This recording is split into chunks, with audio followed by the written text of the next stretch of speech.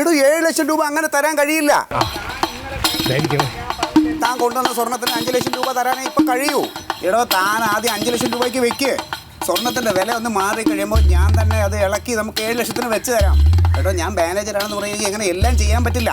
താൻ ബാങ്കിലോട്ട് വാ. ഓ ശരി. എന്തൊരു കഷ്ടമാണ്. നിങ്ങക്ക് നമ്മളെ മനസ്സിലായ? ഇല്ല, എന്റെ ഭാര്യയാണ്. അല്ല നിങ്ങളെ മനസ്സിലായില്ലല്ലോ.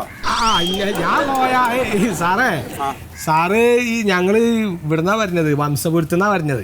എന്താ കാര്യം? സാർ അവിടെ ചേപ്പലങ്കോട് ബ്രാഞ്ചില് മാനേജറായിട്ട് ഇരുന്നിരുന്നില്ലേ? അപ്പൊ അതിന്റെ മുമ്പില് തട്ടുകട നടത്തിയിരുന്നത് ഞങ്ങളാണ്. നിങ്ങക്ക് ഞാനാണ് രാവിലെ ചായ കൊണ്ട് തരാറ്. 3 മണിയാകുമ്പോ പരിപ്പോടും ചായ ആയിട്ട് ഞാനും വരും. അതിന്റെ കാശൊക്കെ ഞാനൊന്ന് തന്നിരുന്നാണല്ലോ. അല്ല അത് തന്ന്, അല്ല ആ കൈ മേടിക്കാൻ വന്നല്ല, ഞങ്ങളൊന്ന് ഓർമ്മപ്പെടുത്താൻ വേണ്ടി പറഞ്ഞു. പിന്നെ ഇപ്പൊ എന്താ വന്ന കാര്യം? അതെ, ഞങ്ങൾക്ക് ഇങ്ങടെ ബാങ്കിൽ നിന്ന് ഒരു ലോൺ എടുക്കണം. അപ്പൊ പരിപ്പോടെ കാണിച്ച് ലോൺ എടുക്കാൻ വന്നതാ? അതല്ല സാറേ, അതുകൊണ്ടല്ല, ഞങ്ങളെ മരുമോന്റെ ഇടപാടൊന്ന് തീർക്കാൻ വേണ്ടിട്ടാണ്. ഓഹോ, അപ്പൊ കൊട്ടേഷൻ സംഘത്തിന് ഗുണ്ടാക്കൂലി കൊടുത്ത് മരുമോന്റെ ഇടപാട് തീർക്കാൻ ബാങ്കിൽ നിന്ന് ലോണ്. രണ്ടിനെ ഇപ്പൊ ഞാൻ അകത്താക്കും. എന്താ സാറേ ഈ പറഞ്ഞ? അങ്ങനെയൊന്നുമല്ല. പിന്നെ അത് നമ്മുടെ കുട്ടീന്റെ കല്യാണം കഴിഞ്ഞിട്ട് ഇപ്പൊ 3 വർഷമായി. ആ വസ്തു വിറ്റ് കായ് കൊടുക്കാന്ന് വിചാരിച്ച്, പക്ഷെ വസ്തുവിന് വില കിട്ടണില്ല. അതാണ്. എത്ര സെന്റ് ഉണ്ട്? 7 സെന്റ് ഉണ്ട്. 8 സെന്റ് ഉണ്ടായിരുന്നു.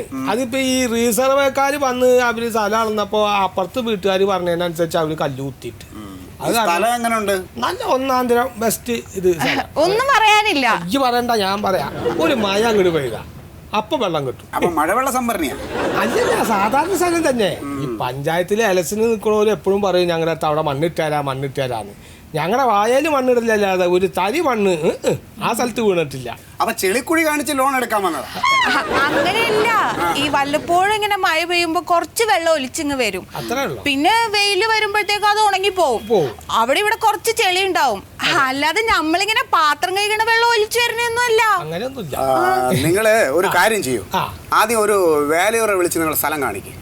വാല്യൂവറൊക്കെ വെച്ചിട്ട് വെള്ളം പറ്റിക്കണമെങ്കിൽ കായ് കുറെ ചെലവും സാറേ. ഡീസലും അടിച്ചു കൊടുക്കണ്ടേ? വാല്യൂവർ എന്ന് പറഞ്ഞാൽ നിങ്ങളുടെ വസ്തുവിന് എത്ര വില കിട്ടുമെന്ന് വില നിശ്ചയിക്കുന്ന ആളാ. ഈ ബ്രോക്കറൊക്കെ വലുതായി വന്ന ആളാവും.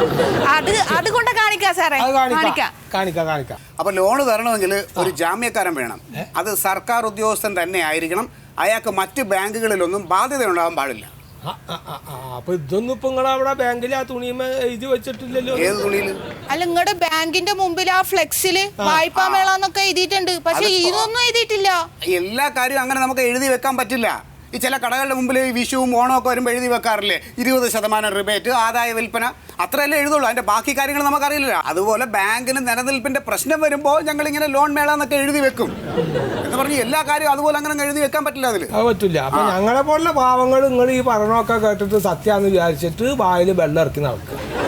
നിങ്ങളെ പോലെ വെള്ളം കയറിയവരുടെ വെള്ളം കൂടി മുട്ടിക്കാൻ നിങ്ങളുടെ നാട്ടിൽ തന്നെ ലോൺ തരുന്ന ബാങ്ക് ഉണ്ടല്ലോ. അത് വംശപുരം സർവീസ് സഹകരണ ബാങ്ക്.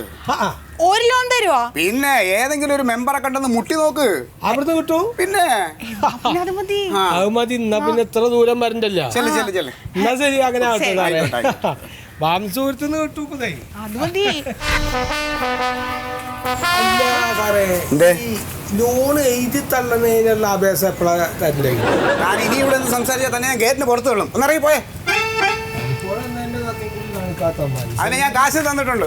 ആയിക്കോട്ടെ. വയറാണെങ്കിൽ പോവാണ്ട് നോക്കാം. കഥ പറഞ്ഞ് ലോൺ എടുക്കാൻ